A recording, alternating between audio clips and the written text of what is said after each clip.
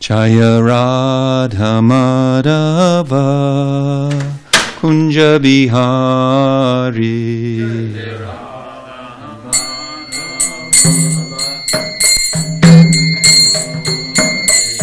Jaya Radha Madhava Kunja Bihari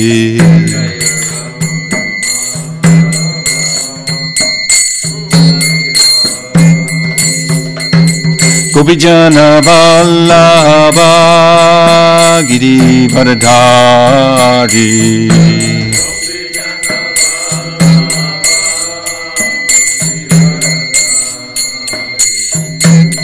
Gopijana Vallabha Giri Varadhari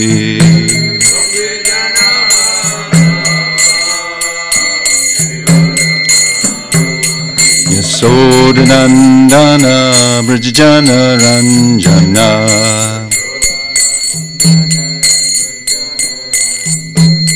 Yasodanandana Brajajana Ranjana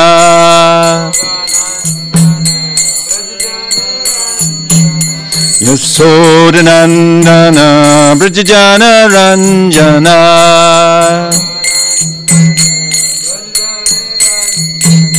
Yamuna Tira Vanachari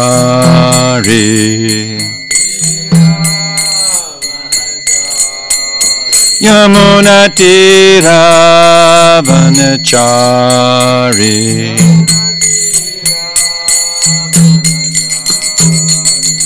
Jaya Radha Madhava Kunja Bihari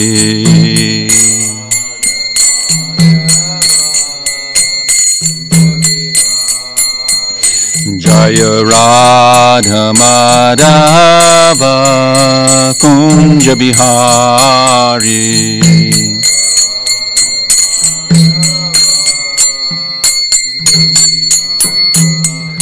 Jaya Radha Giridhari Radha Giridhari Radhe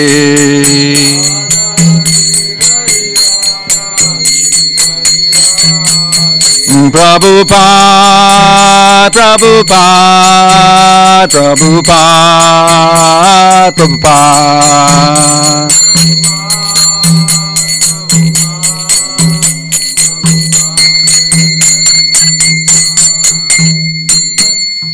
Srila Prabhupada ki Jayam Vishpad Paramahamsa Prabhujakacharya Sotara Sata Srimad Bhaktivedanta Swami Maharaj Srila Prabhupada ki Jai Grantaraj Srimad Bhagavatam ki Jai Samaveda Gaura Bhakta Vrinda ki Jai Gaur Premanandi. All glories to the assembled devotees. All glories to the assembled devotees. All glories to the assembled devotees. All glories to Shishi Guru and Gauranga. Glories to Srila Prabhupada. I think I could have a book, Bhakti Alex.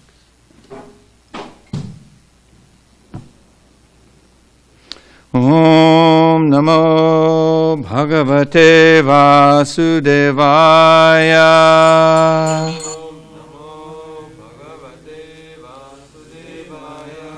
Om Namo Bhagavate Vasudevaya. Thank you. Om Namo Bhagavate Vasudevaya.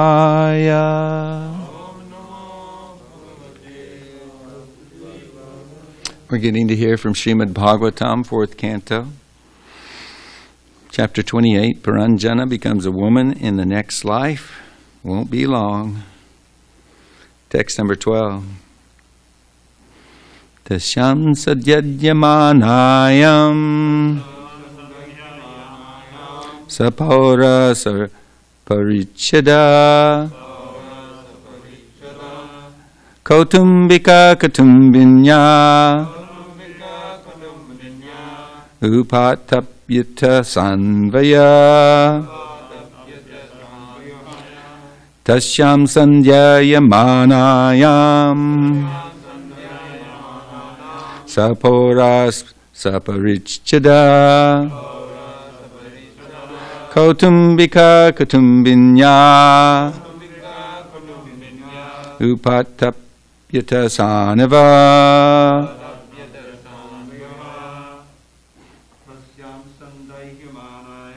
Tasyam sandhya yamanayam Svapara saraparichada Kautumbika kutumbinya Upatapyata sanavya Tasyam sandhya yamanayam Svapara saraparichada Kautumbika kutumbinya Upatapyata sanvaya Tasyam sanyamanayam Sopara soparichada Kutumbika kutumbinya Upatapyata sanyava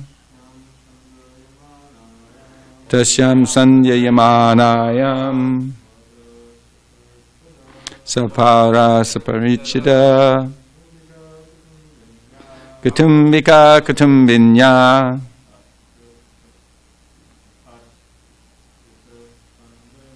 Upatapyata sanyava tasyam.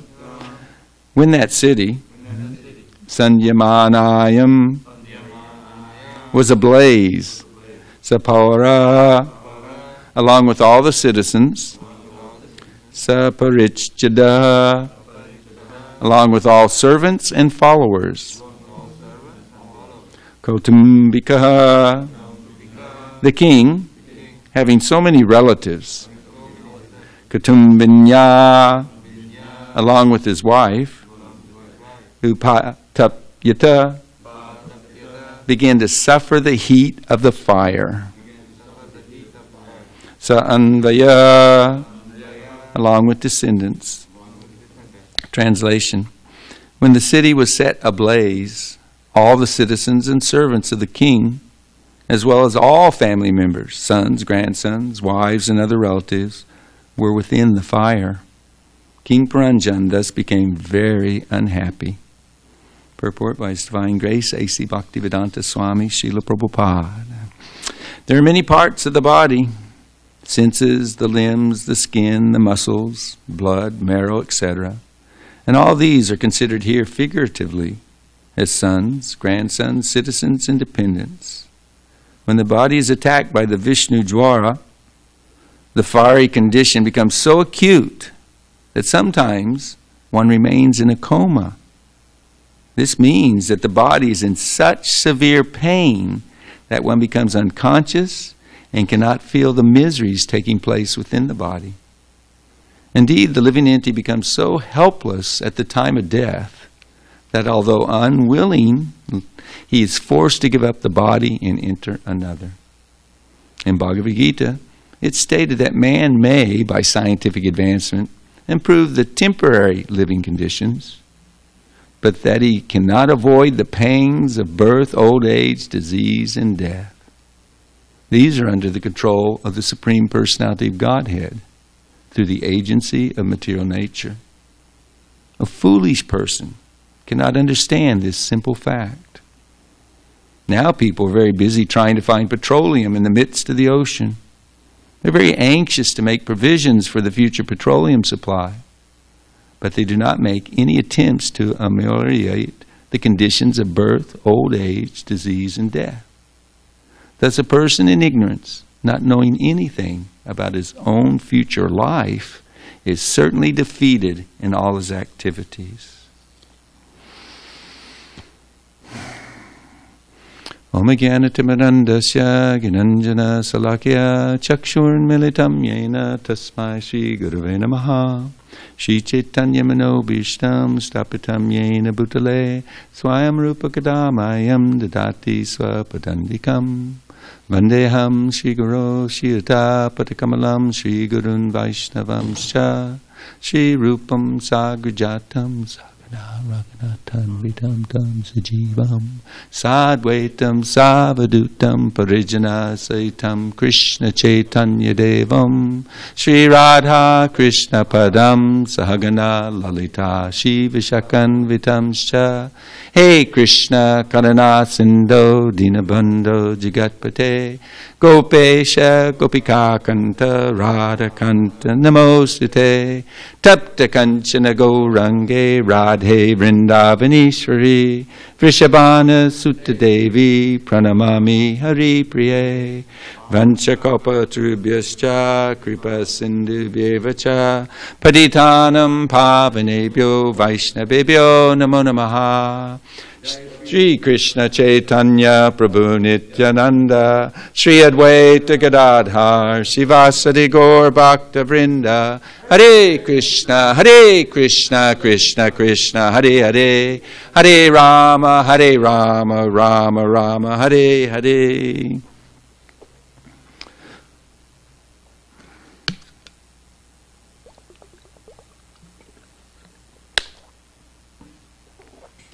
So thinking about what I might say with today's verse, I thought the title of today's class could be The Ways to Die.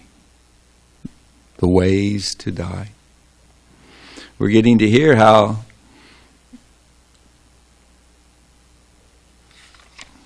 I want to say Prachina Bharachat, but it's, what's his name? We're getting to hear about King Puranjan in the allegory, how he is facing death. And this being Bhishma Panchaka, last 5 days of Kartik, we have 3 days left counting today. I thought it would be nice to bring Bhismadeva, Mahajan of our line, into today's discussion, because we get to contrast between how one leaves in complete ignorance, dies, you can almost say lives and dies like a cat or dog, and Bhismadeva, who set such a glorious example for us, showing us how one should leave this body. It's pitiable. The conditioned soul who has no information doesn't even inquire about what happens after this life. Some people adamantly disbelieve that there could be anything after death. They think it's all finished. And of course that is the knowledge that the demoniac, uncivilized culture and society pushes upon the innocent people.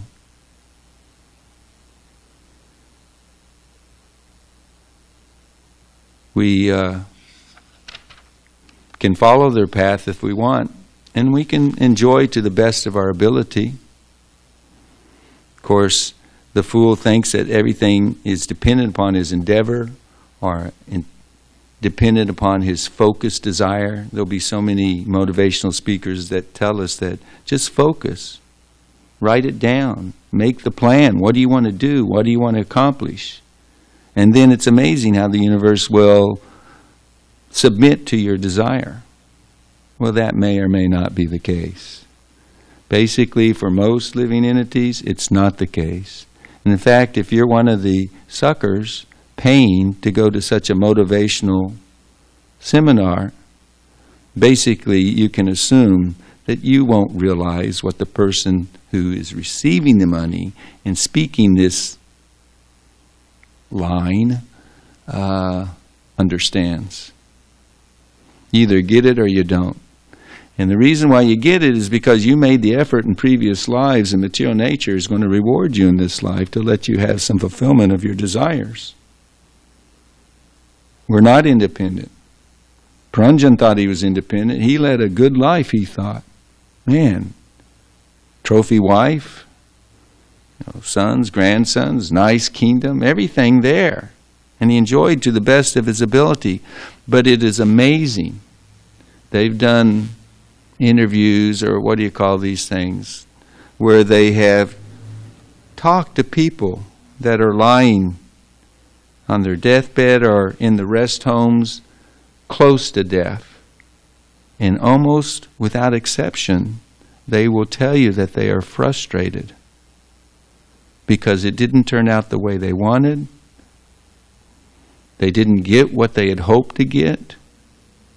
They have so many, how do you say it? Frustrated thoughts of if only. But that's the way it goes. That's the material nature. That is this material world. Where Krishna, he made it, and he tells us right in Bhagavad Gita, he's not hiding it. He said this is a temporary place and it's miserable. Srila Prabhupada in the purport just previously, he said the body is nothing but something of pain, receptacle, what was it? An abode of pain. Seems like a pretty pessimistic outlook on the body. But it's a fact. Nobody, anywhere, has accomplished avoidance of the miseries of life and become happy. Narada Muni, a number of times when preaching to people, he prefaces it with, look, I'm going to share my outlook and my realization in life that devotional service is the key. It is the only solution to these challenges of avoiding misery and becoming happy. But I'm open to hearing from you. If you can convince me, I'll follow you. But who can convince us? Only a fool is convinced. Only a fool espouses such a philosophy. Because basically, what are they understanding? That which the animals understand. That which they are promoting can be found in any species of life. Now, wait a minute, you might ask. You don't see any billionaire rabbits or foxes or, animals. Actually, there was one rich multi-millionaire heiress who left all her wealth to a cat or a dog. I forget what it was. You can say there was a multi-millionaire animal, but what good is it? It's just polished sense gratification. I heard Kevin the other day out in breakfast say, there's a picture of me when I was a brahmachari sleeping on cement. Now, when he was asleep, fast asleep, he was enjoying that sleep just as much as the person on the, I'm not going to say any brand name of the bed with the numbers and adjust it to the way you want it to be, and you can get your heat, not just your soft. They got all kinds of ways in which they're trying to, dial it in that you're going to be happy. But sleep is sleep. Let me ask you. Did anybody recall what they dreamed last night at some point in the morning? Did you, Bhakti Alex? Were you happy with the recollection? He shook his head no. Yes, Prabhu. Tell us a Krishna conscious dream. Give him a microphone, please. I had a dream about 3 sannyasis. Well, it was about we're discussing about flight details. We're going around and preaching. This is the difference between an advanced devotee and us, Bhakti Alex. If you feel your mind, your words, and your activities in the service of Guru and Krishna, then the time we lie down and the thoughts we have will be of such service. To the degree that we have gaps or we put our mind on something else, wherever the focus goes, the consciousness follows. And we'll dream of nonsense. The point I was originally going to make was that nighttime dream is over with. It's gone. You can't. It's froth on the waves on the beach. That's it. Next wave comes. And the daytime dream, that which we think is so important, it's of the same nature. Because of its temporary nature and our desire to enjoy separate from Krishna, it's illusory. And that's why we're given the examples and the teachings of the spiritual master, of the Mahajans from Scripture. to help us realize that. In the beginning, we practice it. We take to it. We hear. These 9 processes are so important, and of all the processes, the first one is extremely important. Without attentive, submissive hearing, with the desire to implement what we're hearing, then what will we know? We're born in ignorance, and most people die in ignorance. And all that which you clamored or worked so hard to accomplish, the activities are nothing but memories, and most of them were related to sense gratification, which then has the burden of karma, suffering. But the assets, there's no question of taking them with us. They're separated from us while we're in this life or when we leave this body. It's just, for people to sell their soul to, the saying goes, to Satan, so that they can become rich, famous, and enjoy without obstruction, they're the biggest fools. But unfortunately, these type of people influence the mass of humanity. We've got a lot of work to do to proclaim the glories of Srila Prabhupada, of our Mahajans, our Sampradaya Acharyas, Bhismadeva. He was a pure devotee of the Lord. And in devotion to the Lord, the whole point is, like we sing in the song, there's 2 or 3 times that Satyavrata Muni is asking Krishna, please just let me remember you. Let me remember that beautiful face, your beautiful form, your activities. Reside in my heart. Let me capture you within my heart. Please give me prema bhakti. The pure devotees, when they accomplish this, then it doesn't matter how they reciprocate with Krishna. For heaven's sakes, Bhima was striking Lord Krishna with arrows, multi-arrows. Not just Arjuna, but the chariot driver also. He's bleeding from the arrows. And Krishna took it like love bites, because it was love. He was on the wrong side of the war. He was fighting against Dharmaraj, Maharaj Yudhisthira, who Krishna wanted as the emperor of the planet, his dear devotee. He was trying to defeat him. In fact, he even promised Duryodhana, when Duryodhana chided Bhishma, you're attached to the Pandavas. You're not trying your best. You could easily kill all these Pandavas. He said, that's a fact. And I will try my very best to kill them. And he had 5 weapons with which he would be able to do so. Whoever he wanted to use them against, there was no escaping death blow. And he gave them to Duryodhana for safekeeping. He said, I've got them. You keep them for the night, and I'll use them tomorrow. How dare you insult me that I'm not trying to fight my best? Kshatriya pride. And we know the story. Krishna's going, uh-oh, my devotees are going to be in danger. So he or Yudhisthira, Arjuna, approached Duryodhana in the evening when all's well. It's civil.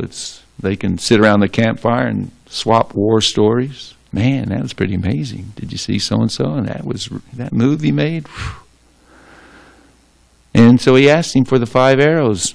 And Kshatriya, being asked charity, you don't refuse it. It's part of the code. That's how they become purified. And he got the weapons, and so Bhishma then made a different vow. He said, I will fight so strenuously today that I will either kill Arjuna or not, simply because Krishna will break his promise and take up a weapon to protect him. This is all in love, these stories of reciprocation between the Lord and his devotees. Grandfather Bhishma, he didn't go through this extreme pain. He didn't pass out into a coma.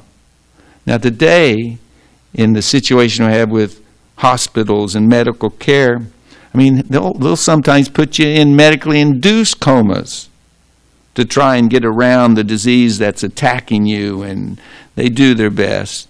I remember a couple of decades ago or something, there was some TV show on some kind of doctor, and the way they tried to present it was like this guy was a genius and he knew every disease, and the episode would be, I get this, oh, it's not that way, it's this, and he'd always defeat the disease in the end. What rubbish propaganda. I mean, it's not insignificant the people that die at the hands of Dr. Miscare. I forget the term for it. That's why they all have medical insurance. What's it called? It's called iatrogenic. Iatrogenic. Caused by the Medicine and malpractice, that's what they call it. Whoops. Didn't mean to screw up. Don't tell anybody. Hide the record. You know, they're just mere mortals. They're tiny jivas under the influence of the material energy. But the devotees like Bhismadeva, he's not under the energy of material energy. He's been shot, I mean, repeatedly with arrows. They're in him. They're sticking through his body.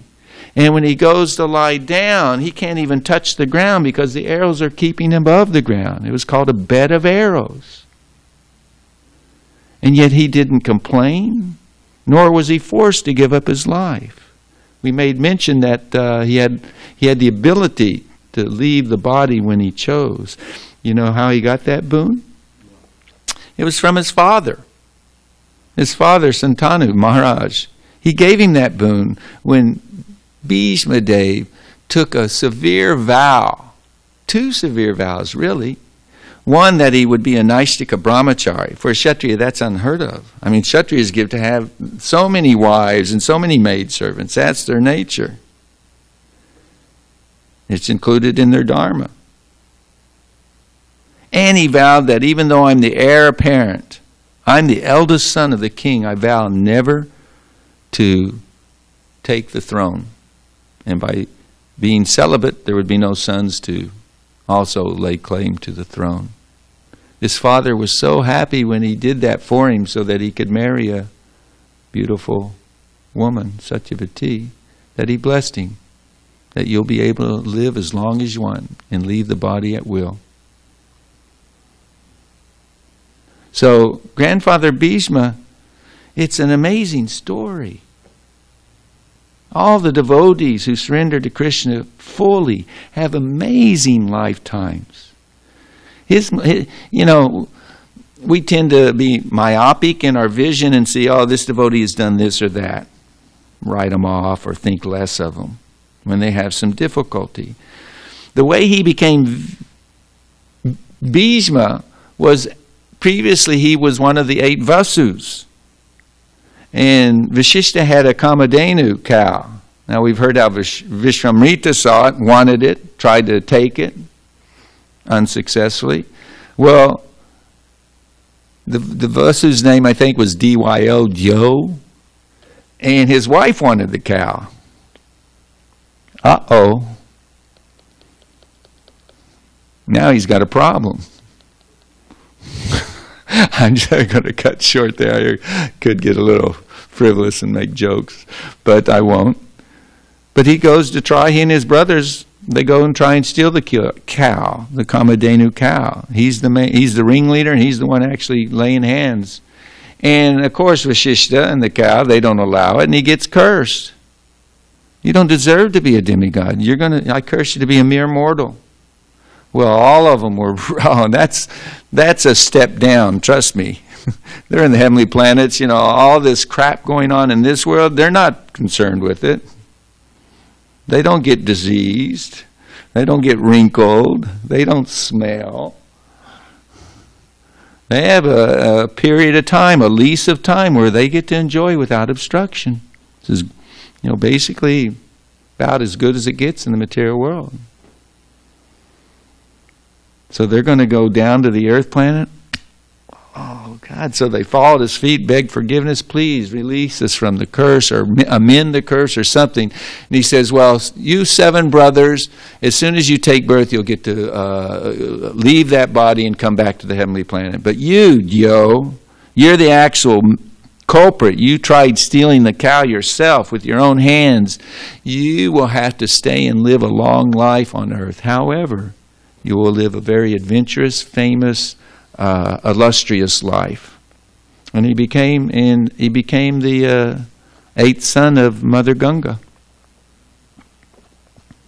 He started out with this horrible sin and offense, and then he turns into Grandfather Bhishma, who's one of our Mahajans. It's amazing. This Dravida Prabhu inspired me, these verses from the 9th chapter of first canto, the passing away of Bhishma. He shows us how to leave this world.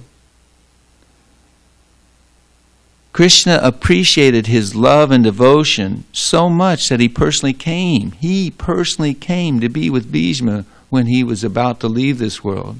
And he brought the Pandavas, Yudhisthira specifically, who was totally morose in that I've killed all my kinsmen, I've killed millions of men, and for what? So I can rule a kingdom?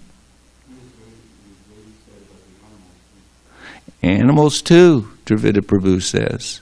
Just the mass murder, that of course that would make sense as a pure devotee. He had caused harm to so many living entities. But it was the Lord's arrangement. And the Lord knew if anybody can cheer him up, his grandfathers could. Grandfather Bhishma, who looked after him since they were tiny young boys, fatherless children.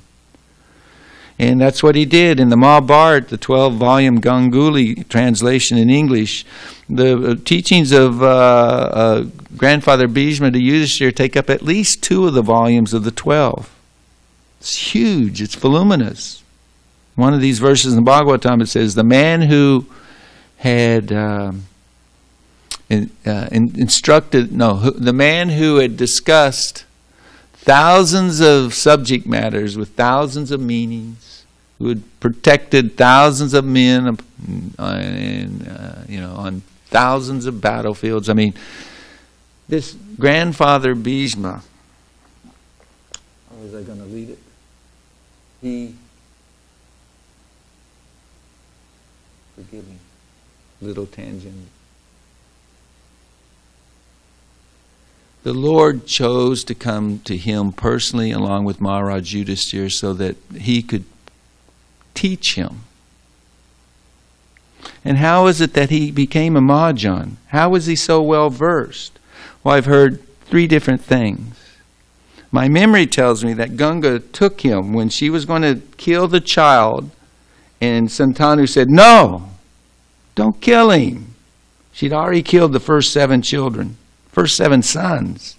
He's a king, he needs an heir. Don't. Well, the contract, the prenuptial agreement was if you disturb me or you disagree with me, then I'm out of here. And so she left with the child. And my memory tends to think that she went to the heavenly planets and let Brihaspati, Guru, instruct him.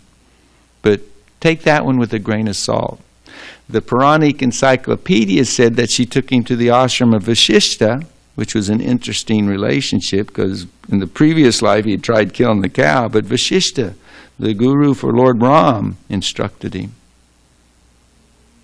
And this one I can state with full confidence because I read it and I can quote Srila Bhakti Vinod Thakur. This one is far more confidential. But at some point in Bhismadeva's life, he went to see Janu Muni.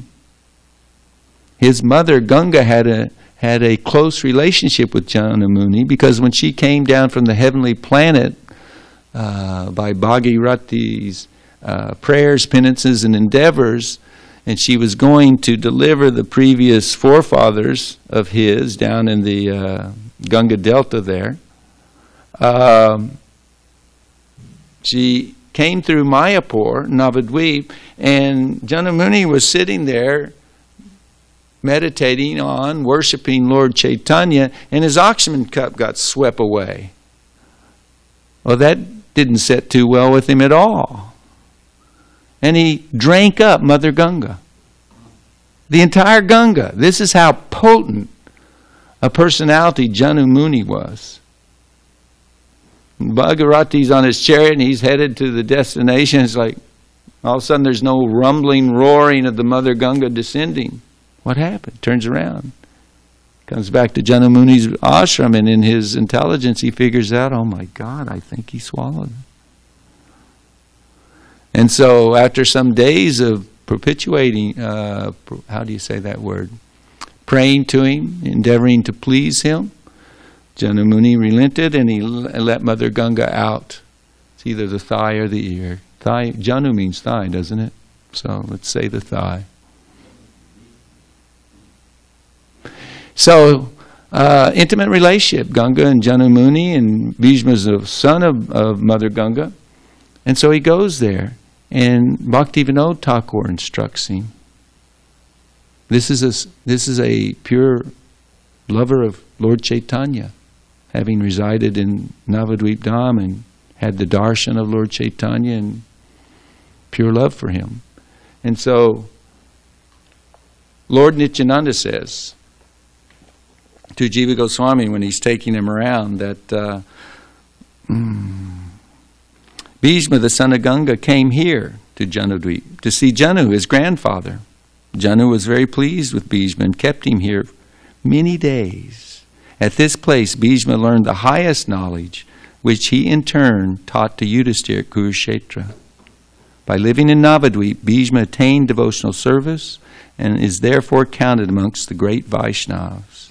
Therefore, this dweep is the greatest deliverer. Whoever lives here is always fortunate. So,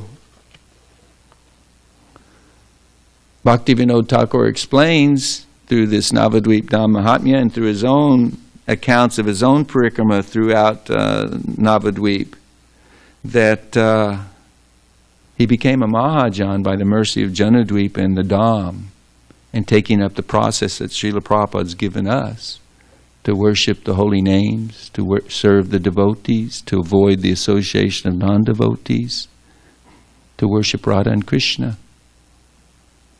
Lord Chaitanya Mahaprabhu, his worship is the same as Radha and Krishna. By worshipping him through the Yuga Dharma of chanting Hare Krishna, one will achieve the service of Radha and Krishna. So that took place. Bhaktivinoda Thakur had darshan of Grandfather Bhishma on his parikrama. And Grandfather Bhishma instructed him in the science of Krishna consciousness, blessing him. They're very relevant, but I think time won't allow me to read it. But in the first canto, it states that when he came, he was so grateful that the Lord, who is equiposed, who is in the heart of everyone, chose to personally come before him. And it was his heart's fulfillment. His greatest desire was fulfilled that, oh my Lord, you're here before me.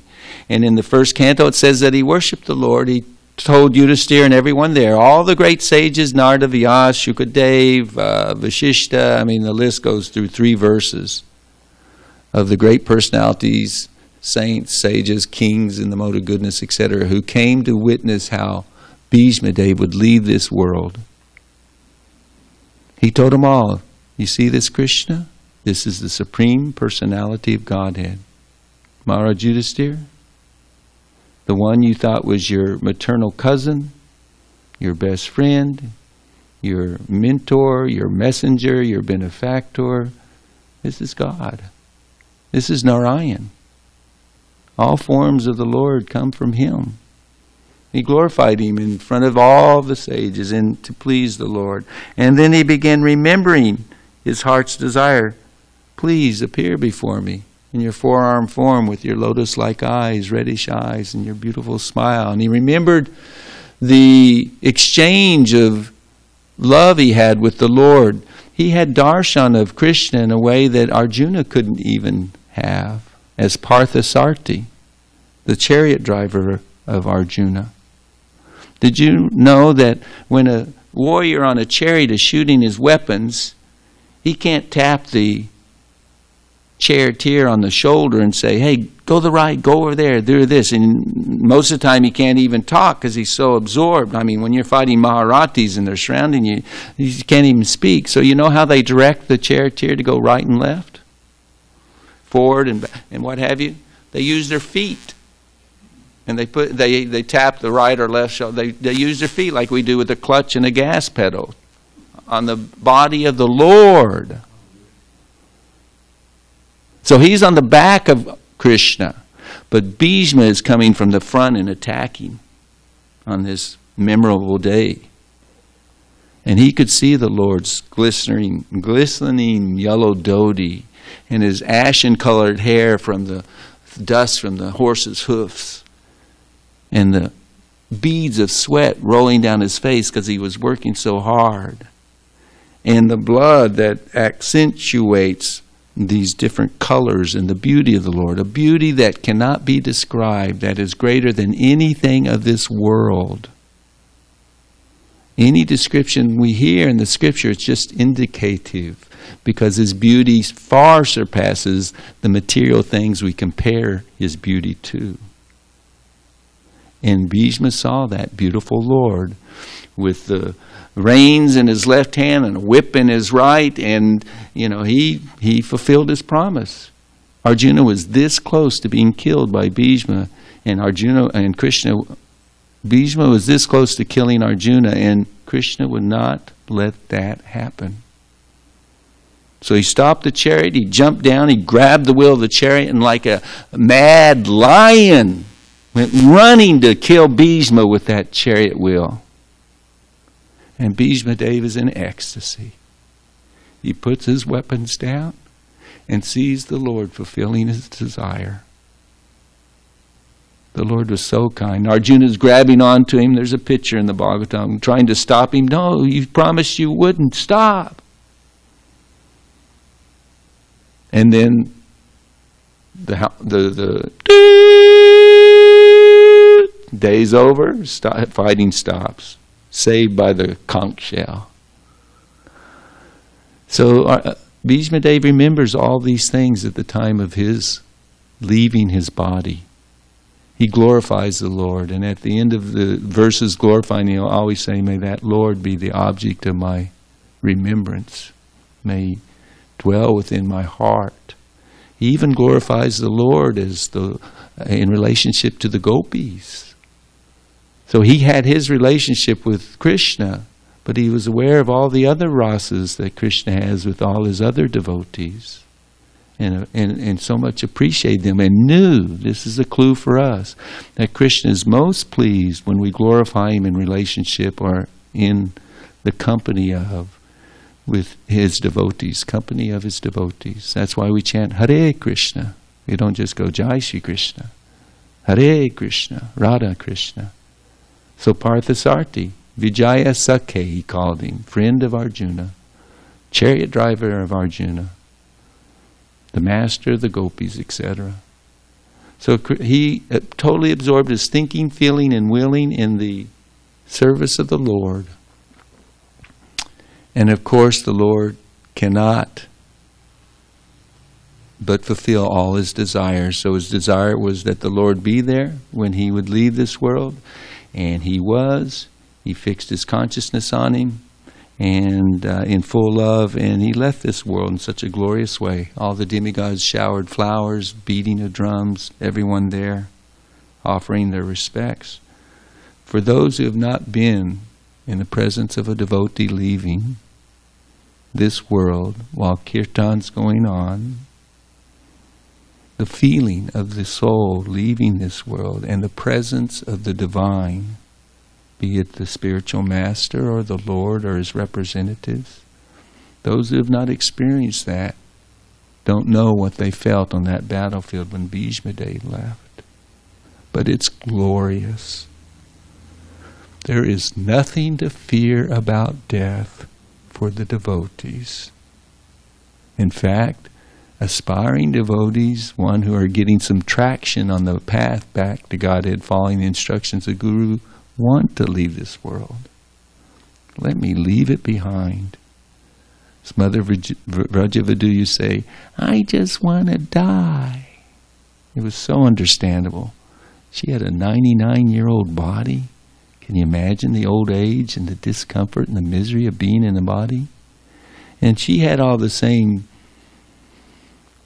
afflictions, that forgetfulness, etc. But in her forgetfulness, I got to chant my 16 rounds. She wouldn't remember. She would just chant a round. She'd chant 32 rounds more throughout the day. I got to finish my rounds, not remembering she'd already chanted around. Just always chanting and doing service, actually physically doing service to the as long as she could.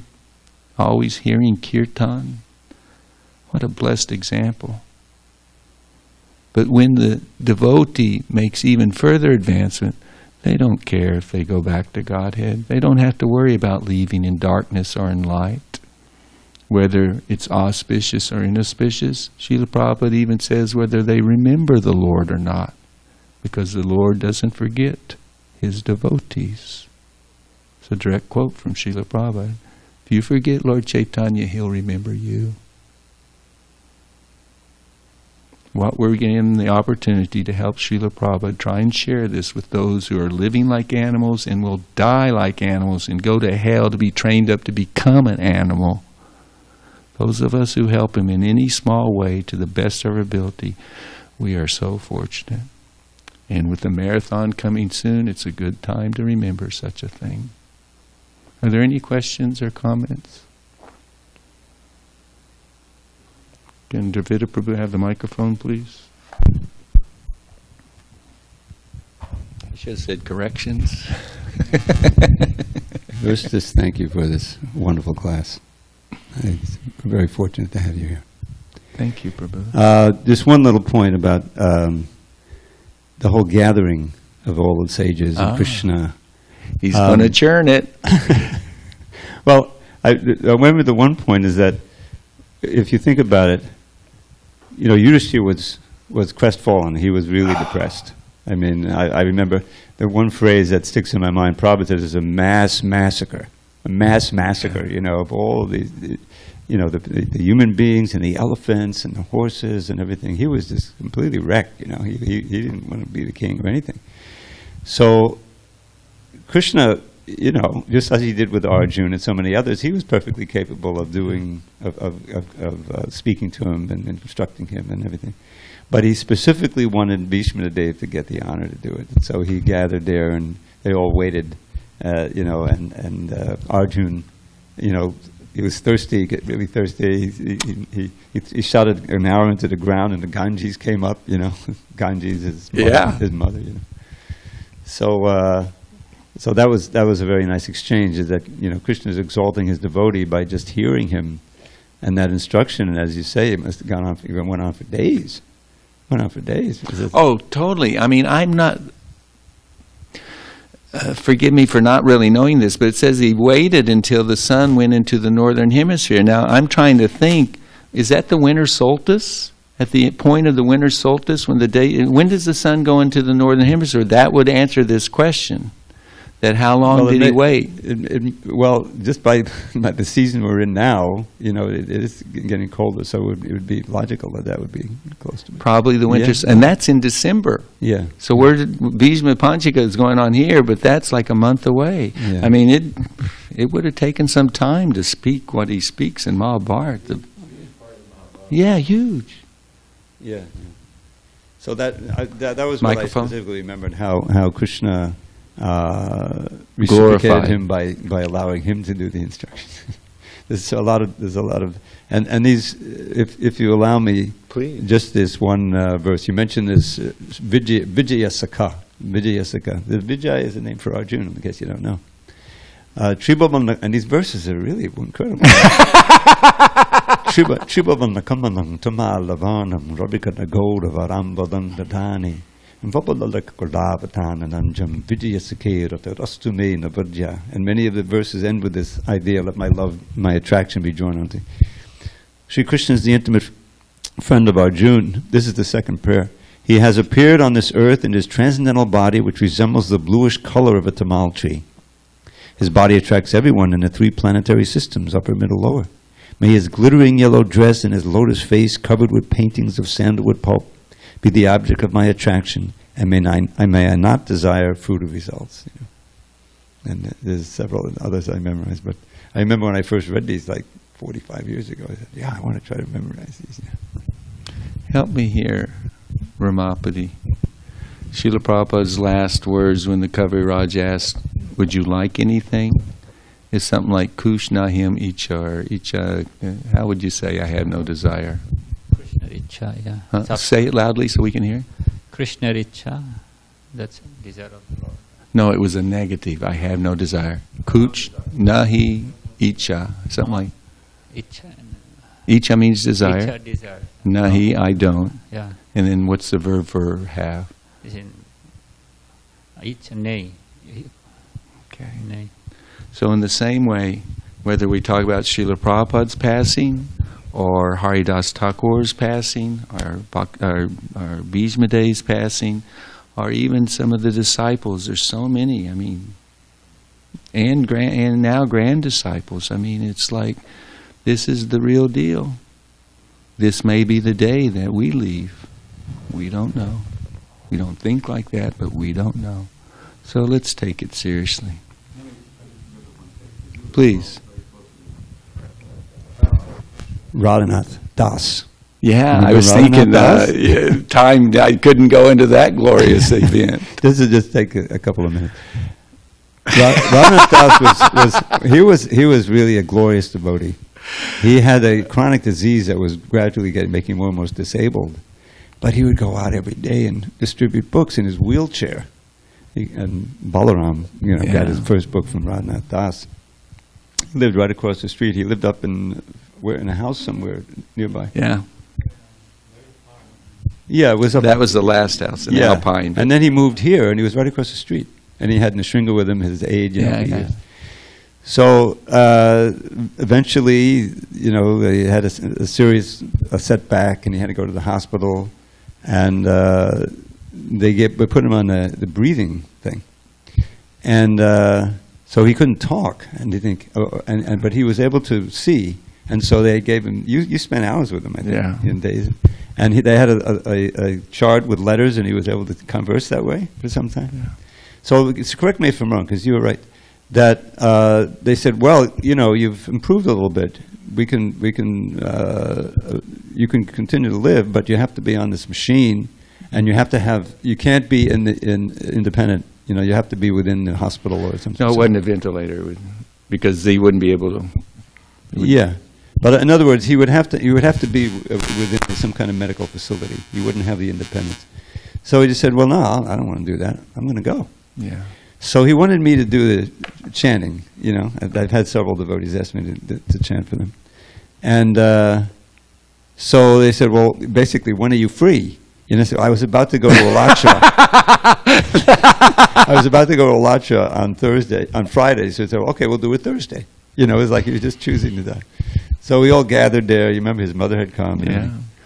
And there was a wonderful set of devotees, some devotees, yeah. How many devotees?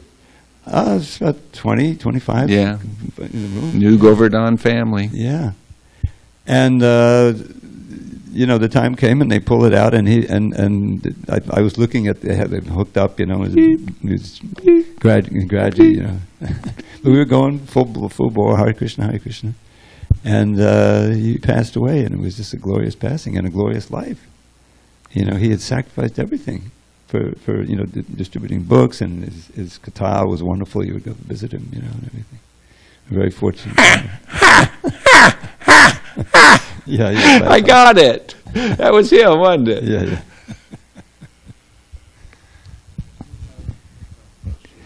Yes, Prabhu. Thank you for the nice class. So you were talking about Bhismadeva and how he came to the mortal world in the first place. He was one of the 8 buses. Dio, and he tried to steal the cow, and he was cursed. But could you give an explanation as to why he was on the side of Dharma or on the side of Duryodhana instead of... Srila Prabhupada said basically it was because of political dependence upon Duryodhana and Dhritarashtra. He lived in the palace. He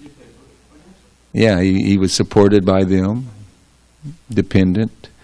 And so even though his heart was all for Yudhisthira, social convention dictated, I can't, bite the hand that feeds me. I can't fight against you. So he had full faith. When it was understood Krishna was going to be with the Pandavas, no problem. Krishna's will be done.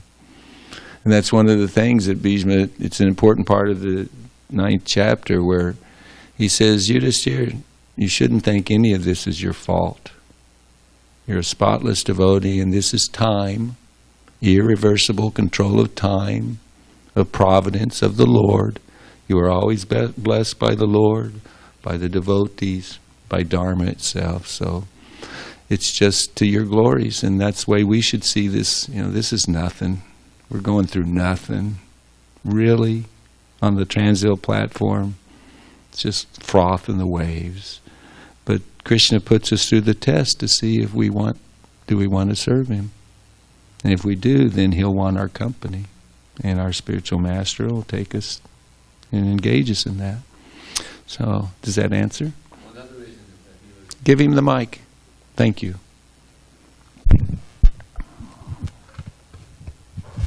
Another reason he was on the other side of Arjuna and the Pandavas is his rasa was of chivalry. Mm.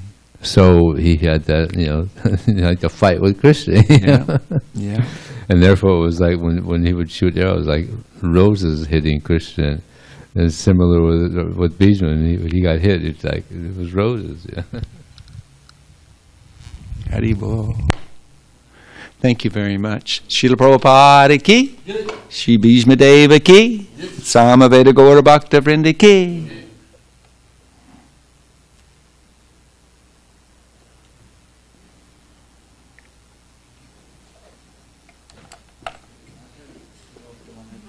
Promise to protect the family.